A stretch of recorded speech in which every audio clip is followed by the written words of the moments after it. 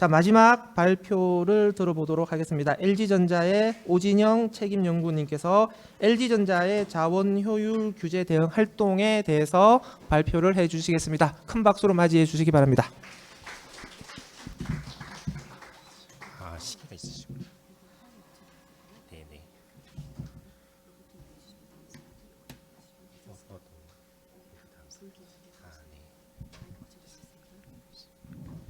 레이저 포인터는 안 돼요. 네. 알겠습니다. 네, 안녕하세요. 저 LG전자 오진영 책임연구원이라고 합니다. 먼저 이런 자리에서 발표할 기회를 주셔서 감사드리고요. 그리고 외국 분들 좀 계시지만 저보다 전문 통역사분이 통역하시는 게 더 전달이 잘 될 것 같아서 저는 한국어로 PT 진행하도록 하겠습니다. 네, 저는 LG전자의 리소스 이피션시 관련된 컴플라이언스 액티비티에 대해서 간략하게 소개를 드릴 예정입니다. 네, 먼저 순서 보시면 먼저 LG전자의 서큘러리티 관련된 목표 그리고 성과 요거를 좀 공유드릴 거고요. 이 부분에서는 규제와 관련된 부분 그리고 규제와는 관련 없이 진행하고 있는 부분들에 대해서 간략하게 좀 말씀드릴 겁니다. 그리고 이미 앞에서 많이 말씀해 주셨지만 규제 동향에 대해서 간략하게 좀 말씀을 드릴 겁니다. 에코 디자인 규제, 리소스 에피션시 리퀘어먼트 관련된 부분이랑 그 다음에 프랑스에서 지금 진행하고 있는 리페어빌리티랑 듀러빌리티 인덱스 관련된 부분 간략하게 말씀드리고 그리고 LG전자에서는 그럼 이 규제들에 대해서 어떻게 대응을 하고 있는지 그 부분을 조금 말씀드리고 그 다음에 요 관련해서 국제 표준에 지금 참여하고 있는 내용 간략하게 말씀드리도록 하겠습니다. 네, LG전자는 ESG 스트래티지로 3C and 3D 관련돼서 있고요. 그래서 3C가 for the planet 해서 지구 환경과 관련된 내용이라고 보시면 됩니다. 그래서 카본 뉴트럴리티에서 탄소 중립 그리고 재생 에너지 전환 그리고 서큘러리티 이 부분은 사업장 폐기물 그리고 폐가전 회수 처리 관련된 내용입니다. 그리고 클린 테크놀로지 부분은 고효율 제품 개발을 통한 탄소 감축 그리고 친환경 소재 사용 이렇게 있다고 보시면 됩니다. 3D는 이제 for people 해서 인간과 관련된 부분이고요. 공급망 관련된 부분, 그 다음에 여성 채용, 장애인 채용 관련된 부분, 그 다음에 접근성 관련된 부분을 저희가 목표로 지정을 해서 진행을 하고 있습니다. 네, 이 중에서 지금 서큘러리티와 관련된 부분은 3C 쪽 부분이고요. 간략하게 소개드리면 탄소 중립 2030년까지 달성하겠다라고 해서 전년 대비해서 지금 5.3만 톤의 탄소 배출량을 저감했습니다. 그리고 리뉴어블 에너지 관련해서는 2050년 좀 멀긴 하지만 100% 사용 관련된 계획이 있고요. 그래서 글로벌 사업장에서 사용하고 있는 전체 에너지의 10.1%를 리뉴어블 에너지로부터 저희가 사용을 하고 있습니다. 그리고 서큘러리티 이 부분이 이제 오늘 주제랑 가장 연관이 되는 부분인데 서큘러리티 부분에서는 사업장 폐기물 관련돼서 95% 재활용 달성을 하겠다라는 부분이 있고요. 그 다음에 폐가전 회수 처리 관련해서 저희 연간 회수 처리하는 양에 대한 목표를 가지고 있습니다. 그리고 클린 테크놀로지 부분은 고효율 제품을 통한 탄소 배출량 저감하는 부분과 그리고 친환경 소재, 특히 이제 재활용 플라스틱을 제품에 채용하는 부분에 대해서 목표를 갖고 진행을 하고 있습니다.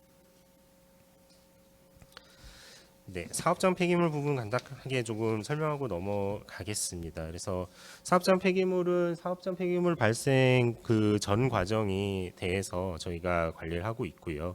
그다음에 폐기물을 분리 식별하는 부분을 강화함으로써 일단 목표 수립이랑 모니터링 이 부분을 진행을 하고 그다음에 관련된 업체 점검을 통해서 지금 목표 달성을 향해 가고 있습니다. 그래서 특히 해외 법인에서 아직 목표 미달성하는 부분들이 있어서 그 부분은 저희가 집중적으로 관리를 하고 있는 상황입니다. 네, 그래서 폐기물의 양도 저감되고 있고요. 거기에 따라서 이제 재활용하는 양도 좀 저감이 되고 있는데 어쨌든 비율 자체는 저희가 조금씩 늘어가는 지금 추세를 보이고 있습니다. 네, 다음은 이제 폐가전 회수 처리고요. LG전자는 2001년에 CRC, 그러니까 칠서 리사이클링 센터를 설립을 해서 운영을 하고 있고, 그 다음에 외국에서는 지금 총 56개 국가에서 그 폐가전 회수 처리 서비스를 좀 제공을 하고 있습니다. 그래서 이 부분은 기본적으로 규제와 연동되는 부분이기 때문에 규제 요건이 높은 지역에서는 실적이 높게 나타나는 그런 경향이 있고요. 23년에는 저희가 45만 톤 회수 처리를 했고 30년에 80만 톤 회수 처리를 목표로 지금 진행하고 있습니다.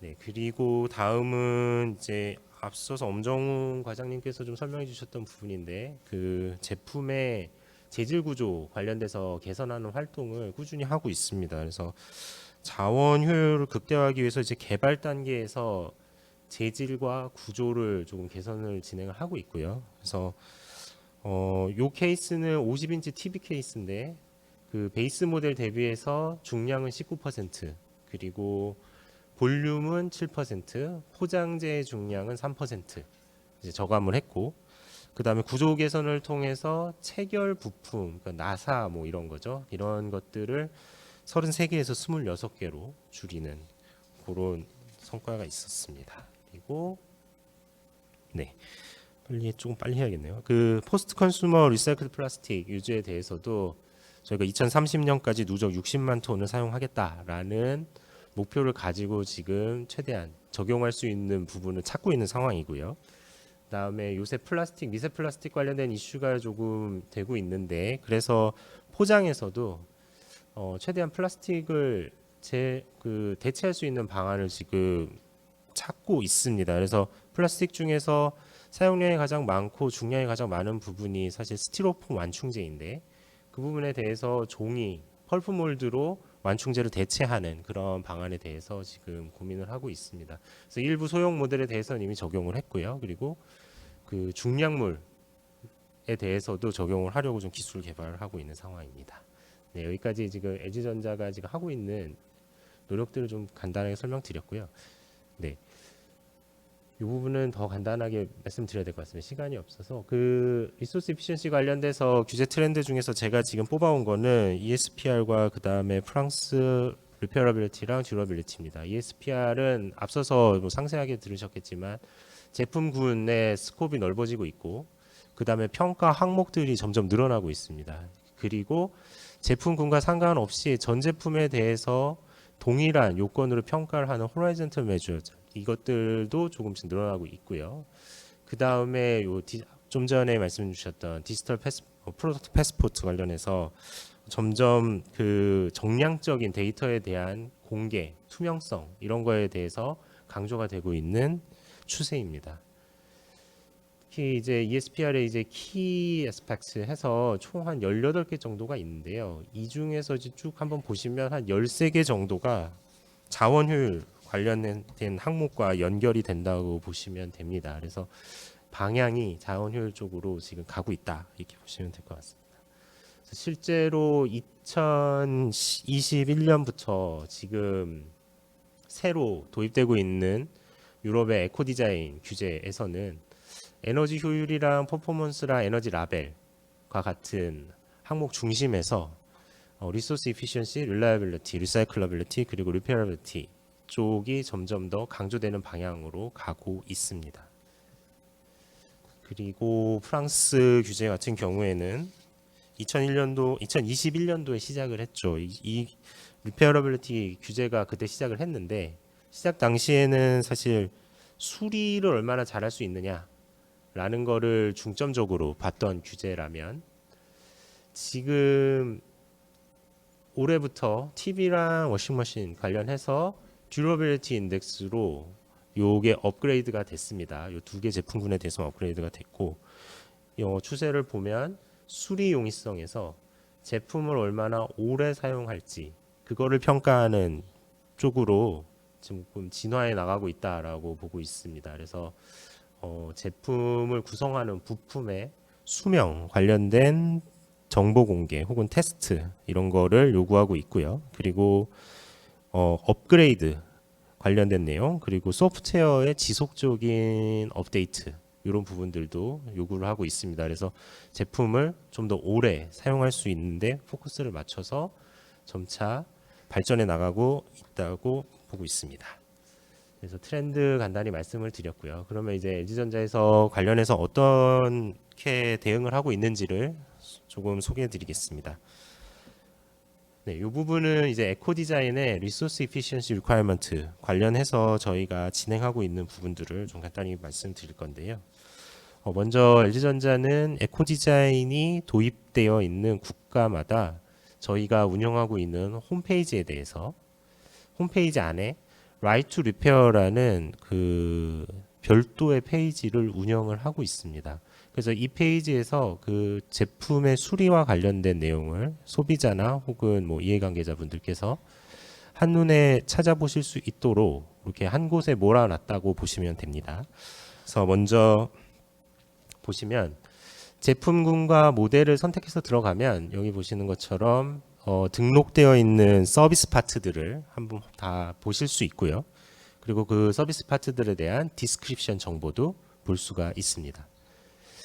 그리고 그 서비스 파트들을 어떻게 구입할지에 대한 정보도 저희가 드리고 있는데요. 기본적으로는 각 국가별로 운영되고 있는 서비스 콜센터에 연락을 하시면 뭐 제품의 어떤 이상이라든가 이런 증상을 말씀해 주시면 뭐 어떤 부품이 문제가 있고 뭐 그 부품은 뭐고 어떻게 구매하실 수 있다라는 걸 뭐 당연히 설명을 드리고요. 그리고 앞서서 보여드렸던 여기서 요 화면에서 그 모델별로 서비스 파트를 확인을 해서 그 파트에 대한 구입을 뭐 콜센터 등에 물어보셔도 구입이 가능합니다. 그것과 더불어서 LG전자에서 내부적으로 운영하고 있는 액세서리나 서비스 파트를 판매하는 온라인 샵 정보를 여기서 제공을 드리고 있고요.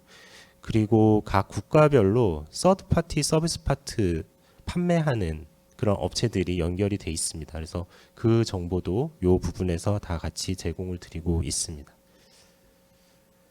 네, 그리고 다음은 이제 리페어 인포메이션이고요. 리페어 인포메이션은 기본적으로 LG전자의 사이트 안에서 트러블 슈팅 관련된 페이지로 연결을 시켜주고 있습니다. 그래서 그 부분에 가시면 증상, 제품군 이런 정보를 선택을 하면 일반적으로 발생할 수 있는 고장 뭐 이런 것들에 대한 내용과 거기에 대한 대처 방안에 대한 정보를 소비자들이 쉽게 보실 수 있게 만들어 놨고 그 다음에 LG전자의 유럽 서비스실에서 2011년부터 운영 중인 그 유튜브 채널이 있습니다. 그래서 여기 가시면 한 300개 이상의 그 수리 동영상을 확인하실 수 있고요. 그래서 뭐 간단하게는 세탁기 뭐 세제통 같은 거 분리하는 법 혹은 고치는 법 요런 거부터 시작해서 뭐 TV 리모컨에 뭐 트러블 슈팅 하는 법도 있고요. 그리고 복잡하게는 뭐 제품을 실제 분해하고 그 다음에 주요 부품을 교체하는 방법까지 이 사이트에서 저희가 제공을 드리고 있습니다. 네, 그리고 마지막으로 에코 디자인 관련해서 요건 중에는 그 규제 요건 중에서 사실 조금 대응하기 어려웠던 부분이긴 한데 로컬 프로페셔널 리페어러들에게 그 정보를 제공하고 그 다음에 어떤 자격을 부여하는 부분들이 있었습니다. 그래서 저희도 요 라이트 리페어 페이지에 그 해당 국가 지역에 있는 전문 수리업자가 본인의 그 자격을 증명할 수 있는 증빙 문서와 그 다음에 수리업을 하고 있다라고 하는 그 보험 문서 이런 증서들 이런 문서들을 유첨을 해서 저희 쪽으로 이제 요청을 해주시면 그 각 법인에 있는 그 담당자분들께서 자격을 검증하고 자격이 된다라고 판단되는 지역의 로컬 전문 수리업자에 대해서는 LG전자의 그 서비스 포탈에 접속할 수 있는 권한을 제공드리고 있습니다. 그래서 그 포탈에 들어가면 뭐 서비스 매뉴얼은 물론 관련된 서비스 블레틴이라든가 그런 상세한 정보들을 구독할 수 있고요. 그 다음에 그 서비스 파트도 주문을 할 수가 있습니다. 그래서 이런 그 기능까지 저희가 제공을 드리고 있습니다. 네, 다음은 프랑스 수리용이성 관련해서 어떤 것들을 저희가 하고 있는지 조금 말씀을 드릴 건데, 사실 이 부분은 제품 개발과 평가에 관련된 부분들이 다 엮여 있어서 뭐 여기서 공유 드릴 수 있는 내용이 그렇게 많지는 않습니다. 대신에 저희가 어떻게 평가를 하고 있는지 그 프로세스에 대해서 조금 말씀을 드리도록 하겠습니다. 일단 여기에 있는 항목들은 지금 프랑스 듀러빌리티 기준으로 항목들을 쭉 세워 놓은 거고요. 이 중에 1번 항목부터 6번 항목은 저희가 제품 개발 단계에서 평가를 하고 있습니다. 그래서 나머지 하나는 이제 제품 판매 전에 지금 판매 직전에 평가하고 그 다음에 그 파이널라이징 하는 형식입니다.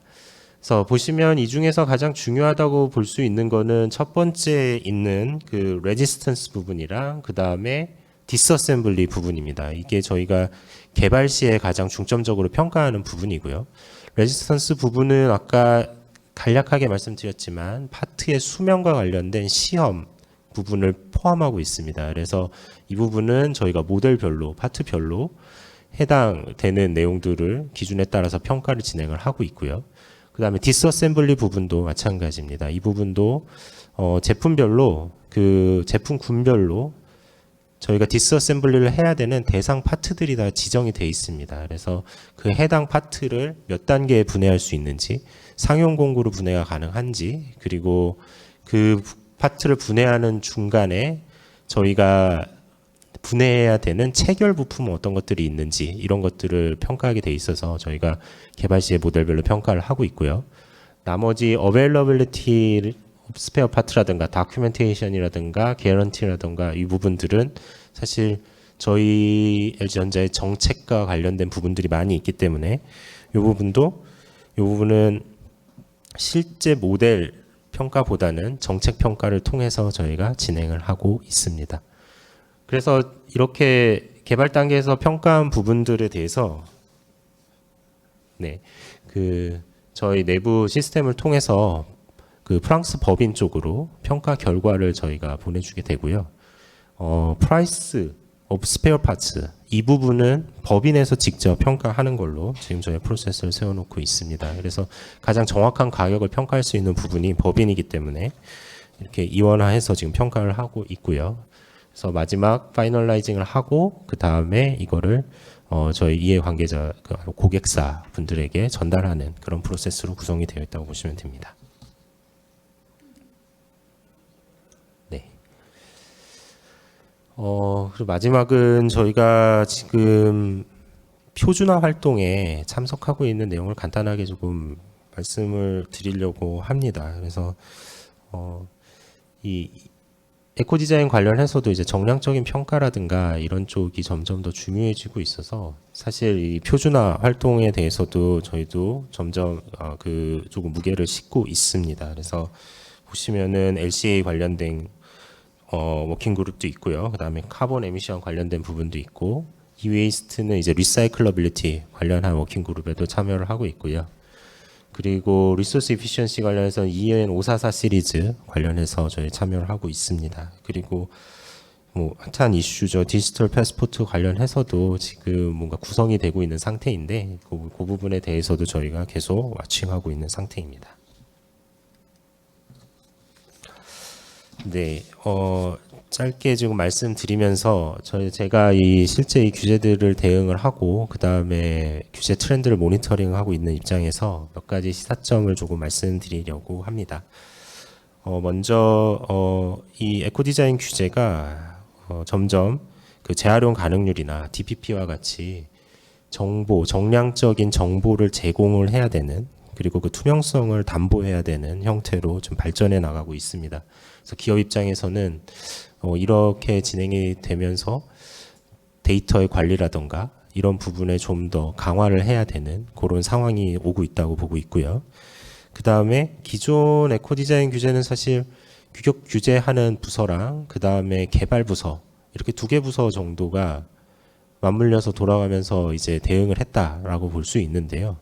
근데 이게 리소스 이피션시로 확대가 되면서 서비스 영업, 구매, 그 다음에 판매법인까지 다양한 그 기업 내 다양한 부서들이 참여해야 대응할 수 있는 규제로 지금 점점 진행이 되어 가고 있습니다. 그래서 이게 부서들의 코오퍼레이션이 점점 더 중요해지고 있는 상태고요. 그래서 이 전체적인 과정을 컨트롤할 수 있는 그 컴플라이언스 조직의 중요성도 점점 커지고 있다고 보고 있습니다. 그리고 마지막으로 지금은 규제가 이제 유럽이랑 이제 유럽 규제를 도입하는 국가들 수준에서 지금 진행이 되고 있는데요. 이 에코 디자인 규제라는 게. 근데 앞으로는 글로벌리 확대가 될 것으로 어쨌든 보고 있습니다. 다른 뭐 유해물질 규제나 아니면 재활용 규제와 마찬가지로요. 실제로 그런 동향들을 보이고 있는 국가들도 있고요. 근데 기업 입장에서 봤을 때 각 국가별로 규제가 생기는데 그 평가 방법이 서로 다를 경우 이게 상당한 버든이 되는 상황입니다. 그래서 이 규제, 요 형태의 규제에 대해서는 사실 국제 표준, 이 표준화가 상당히 중요하다고 보고 있고, 따라서 요 활동에 대해서 조금 중요성을 더 가져야겠다라는 시사점이 있었습니다. 네, 감사합니다. 네, 오진영 책임연구원님 발표 감사합니다. 그 LG 전자의 그 국내의 다양한 활동들 소개해 주셨고요. 특히 그 많은 분들이 또 관심을 갖고 계신데 그 프랑스의 수리 가능성과 관련된 정책에 대해서도 LG 사례를 중심으로 잘 발표를 해 주셨습니다. 좀 LG 전자가 잘하고 있고 이런 것들을 좀 말씀하셨는데 에코 디자인 대응과 관련해서 지금 LG 전자의 입장에서 좀 가장 대응하기 어려운 점, 좀 우려되는 점, 뭐 그런 것들이 어떤 것들이 있는지 좀 구체적으로 말씀해 주시면 좋을 것 같고요. 이제 정권이 바뀌었잖아요. 그러니까 국내의 이 에코 디자인에 강화되는 규제에 대응해서 지금 정부 정책이 어떻게 바뀌어야 되는지, 혹은 정부가 좀 지원을 강화해야 될 영역은 어떤 것들이 있는지, 그런 것들도 좀 기업의 관점에서 설명을 해주시면 더 좋을 것 같습니다. 이상으로 네 분의 발표자분의 발표를 다 들어봤고요. 이제 패널 토론에 들어갈 텐데 패널 토론을 위한 자리 정리도 해야 될 것 같고요. 그 전에 우리 사진 찍으시는 분들의 일정에 맞춰서 우리 발표자분들과 같이 포토타임을 가지도록 하겠습니다. 참석해 주신 분들은 자리 뜨지 마시고요. 기다리셨다가 패널 토론까지도 같이 들어주셨으면 감사하겠습니다.